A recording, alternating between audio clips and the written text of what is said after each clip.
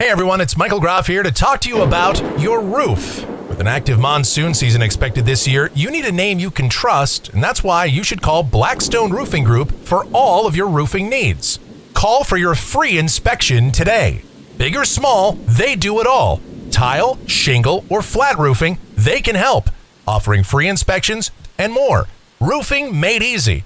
Call 602-536-9363 or visit blackstoneroofing.com to schedule your free inspection today. And if you tell them Michael Groff sent you, they'll take $500 off the price of your roof replacement. Again, that's 602-536-9363 or blackstoneroofing.com.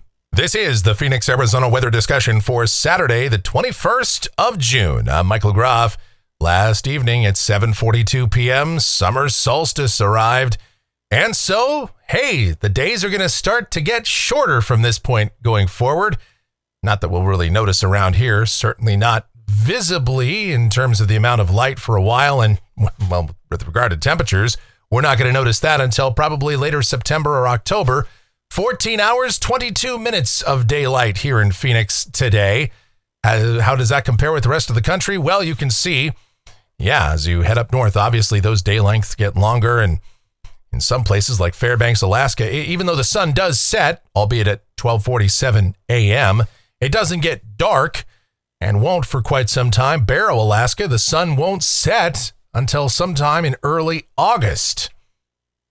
Just kind of interesting. All right. Well, around here, even though the length of day is at its maximum, temperatures are actually headed down over the next few days. We'll see daytime highs a bit below average through the early part of next week. Then a warming trend will take over after that. What about those temperatures? How warm will it get later on? What about some rain chances? We'll talk about all of that and everything else as we dive on in and discuss. First, the almanac from yesterday. Another day of brutal heat. 110 degrees was the afternoon high. That morning low of 84, 106, and 80 are the averages for this time of year now.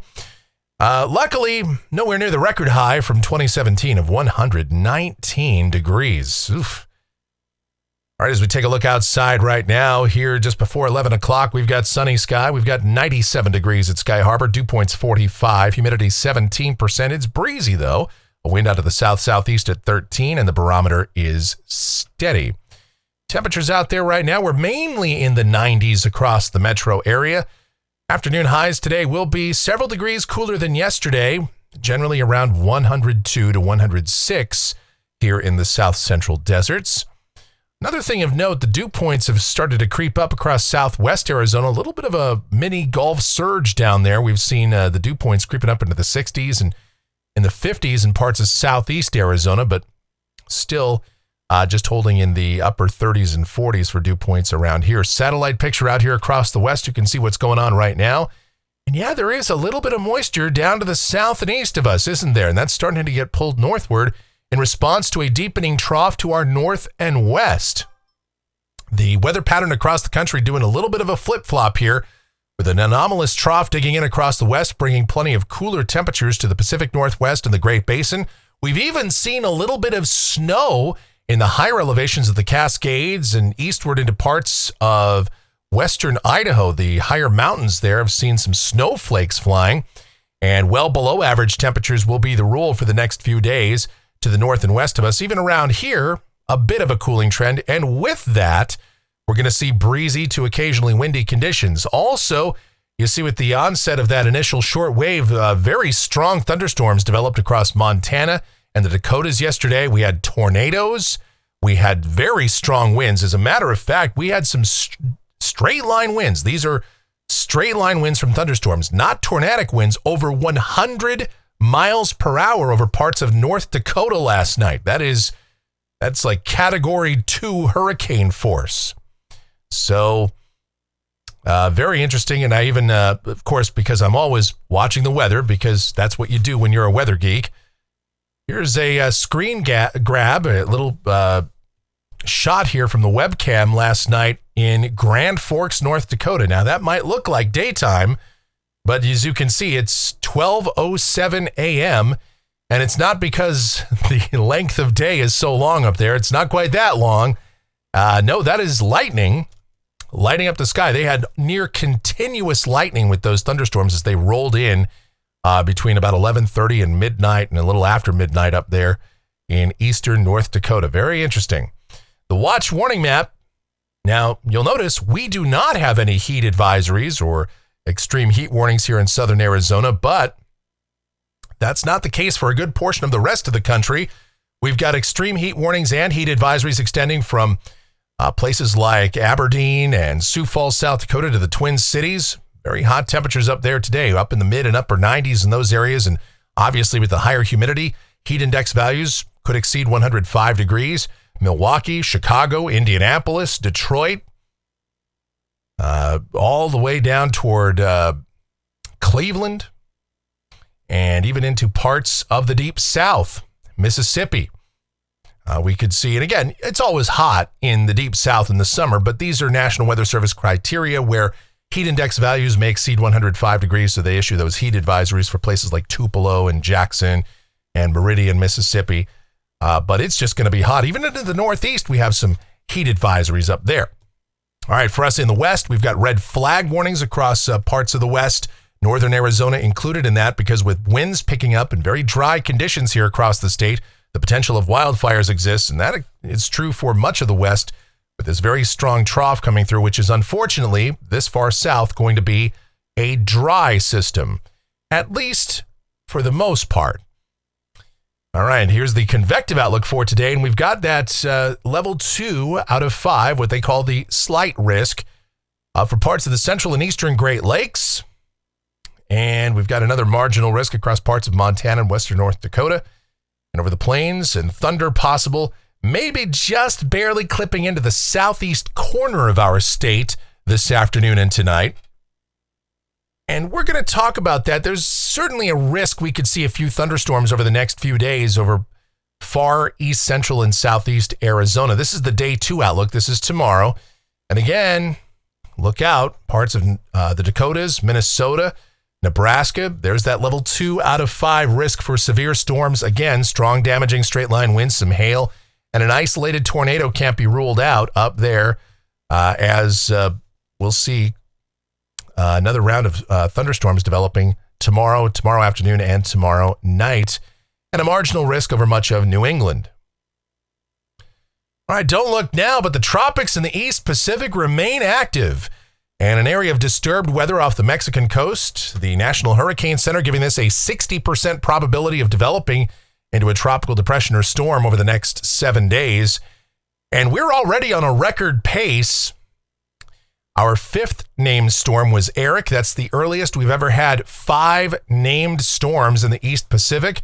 And if we have our 6th one before July 1st, which it sure looks like we will, that will also be a record. So the East Pacific hurricane season already establishing some records. Very interesting. Should be an active season there. So far, no named storms in the Atlantic Basin. We'll keep our fingers crossed on that. All right, the precipitation outlook. This is valid through next Saturday morning from the WPC. Rain amounts in Phoenix, nothing statewide. Maybe over parts of far east, central, and southeast Arizona, we could see rain amounts that could get up toward around 1/2 inch. Obviously, your amount will vary, and any one storm could put down more than what's shown there, but it looks like the majority of this moisture is going to stay to the east across New Mexico and into West Texas, but we might see a few showers and storms in the southeastern part of the state. Why is that? What's going on? We'll get to it right now as we explore the models, see what the future may hold. Here we go, the GFS, the 12Z run. This is valid at 5 o'clock this afternoon, starting as always with that upper look at 500 millibars. This is about 18,000 feet off the ground. All right, building ridge in the east. So, yeah, it's going to feel like summertime finally. Anywhere from the deep south all the way up into the Ohio Valley, Michigan, Wisconsin, Minnesota. Toasty today. Now, for us out here in the west, temperatures are trending down with that rather deep trough. So what it means for us in Phoenix down at the surface for the rest of the day today, sunny and not quite as warm. We will be breezy at times too, with those southeasterly winds this morning, 10 to 20. Could see them gusting as high as 25 miles per hour, switching more out of the southwest later today. Highs 102 to 106. And by the way, 106 is the average high for today. So finally getting back to near seasonal averages. Now further to the north and west of us, showers, a few thunderstorms, maybe even some high elevation snow over parts of the northwest. But around here, just breezy conditions statewide today. For tonight, clear, breezy, not nearly as warm. Lows might get down in the upper 60s in some of the coolest spots. 70s for the rest of us. Tomorrow, sunny sky, even cooler. High temperatures, upper 90s to about 101 in Phoenix. We will struggle to make 100 degrees. How often does that happen without any precipitation around here in late June? It doesn't very often, that's for sure. And again, further to the north and west of us in the Las Vegas Valley, might not make 100. Further north from there, might stay in the 60s and 70s for places like Boise, Idaho, and Salt Lake City. It's going to be downright cool for this time of year further to the north. And again, breezy conditions around at times tomorrow. An isolated shower or thunderstorm may just brush up against the southeastern corner of our state, but most of that precipitation will stay across New Mexico.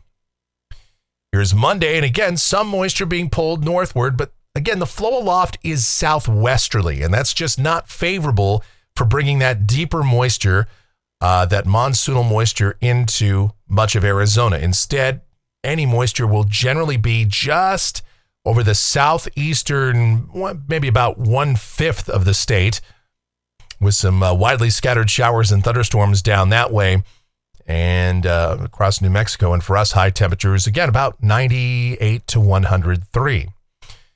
Let's keep it going. This is Tuesday again. Few showers and storms over the southeastern part of the state, but we remain dry.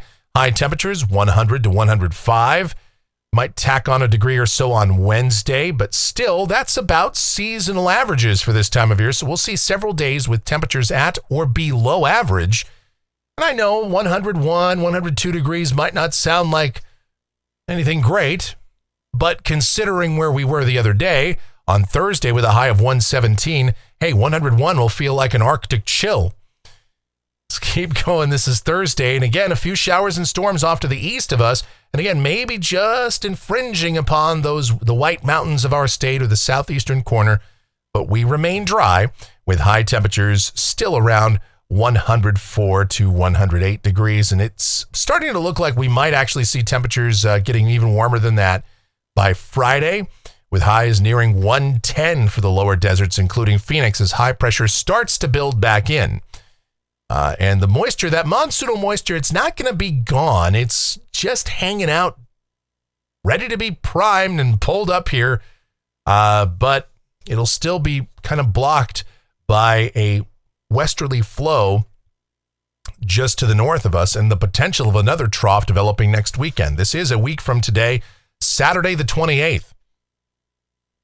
And this looks mainly dry for us. High pressure is trying to build to the east, and we might see a little bit of a southeasterly or southerly flow here. At least some marginal amounts of moisture might try to make their way into portions of Arizona next Saturday. So there could be at least a few showers and thunderstorms as far west as perhaps southern and eastern Gila County, but probably not getting much closer to the valley than that. Here's Sunday the 29th, and a baggy trough sits to the west, ridging to the east, a southerly flow. It's possible we could see a little bit more moisture coming in here for a few showers and storms, again, over the eastern third of the state. But that's questionable. There's certainly a lot of model spread that starts to take place out here. The European, for example, has a ridge that kind of sits across northwest Mexico and keeps the flow westerly here. So we'd be hard-pressed to see any moisture in that kind of a scenario. Let's go out 10 days. This is Monday, the 30th. And now we've got troughing off to the west of us again, ridging to the east, southerly flow, south-southwesterly flow. If there is moisture around, again, it would be confined to the eastern portions of the state. We would probably stay dry. But again, there's a lot of model spread here. It's hard to say if we'll even see any moisture at all at this point. But this is 10 days out. And of course, things can change.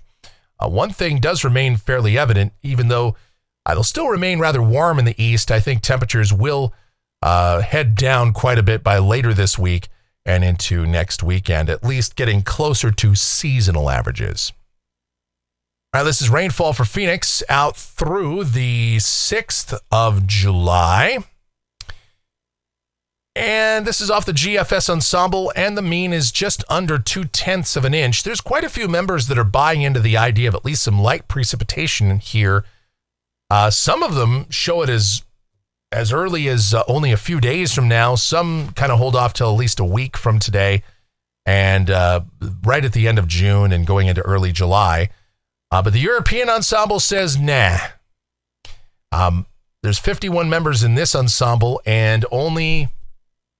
let's count it here. 1, 2, 3, 4, 5, 6, 7, 8, 9, about 10. About 10 of the 51 members, less than 20%, have any sort of precipitation at all.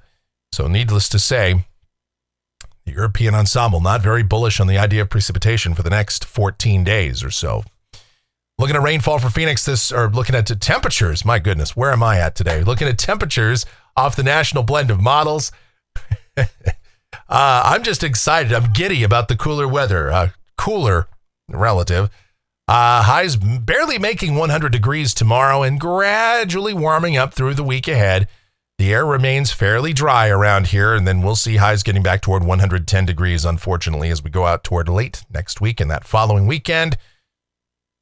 But hopefully we won't see a return to 116 or 117 degree temperatures. Maybe we could luck out, and maybe that Thursday will have been the hottest day that we have so far this year.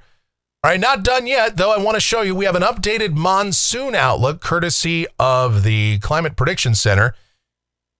Temperatures, this is for the period of July, August, and September. And if this is correct, probability is heavily skewed toward above average temperatures out here through most of the western United States, including Phoenix. No surprise there.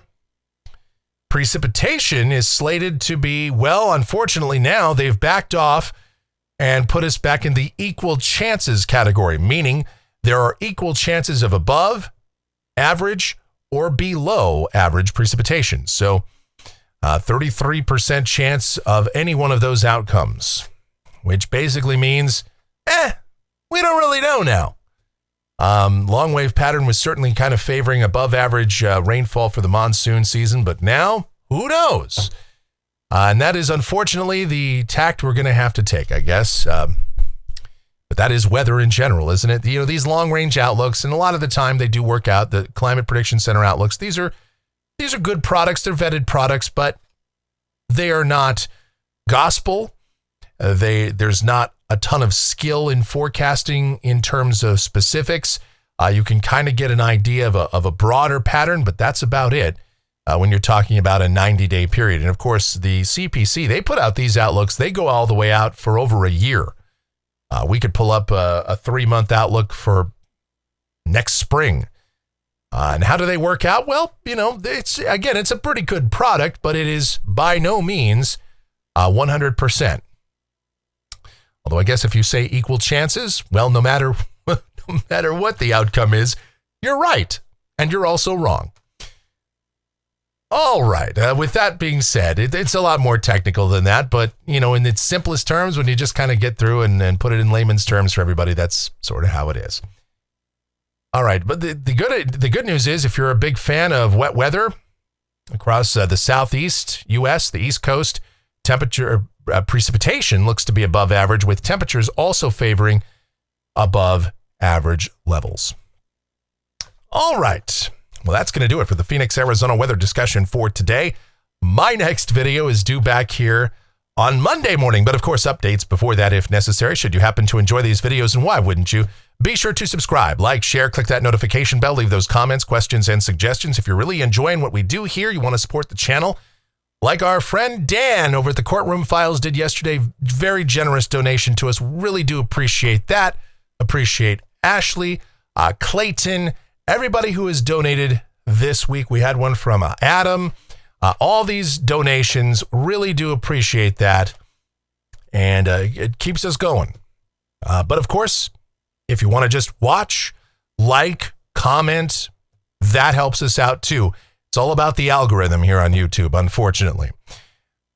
All right, the executive producer of the Phoenix, Arizona weather discussion is my OAO, the sweetest of all time, the Asian sensation and proprietor, there we go, of sweetchildaz.com.org, the Facebook page of the same name, Sweet Child Arizona, talking about my Michelle. Check her out. Blogs, videos, everything that could be Michelle related, and probably a lot of Adriana related stuff too. It's all linked up down in the description. Our streaming station, available 24/7, 365. It's called KMGX. Playing a ton of music. Have a lot of fun with that too. Give that a listen. It is linked up in the description as well. Okay, let's see here. That's it. Thank you guys so much for watching. All of your continued support.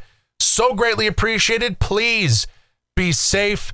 Stay cool. Stay hydrated out there on what is kind of, sort of, basically the longest day of the year.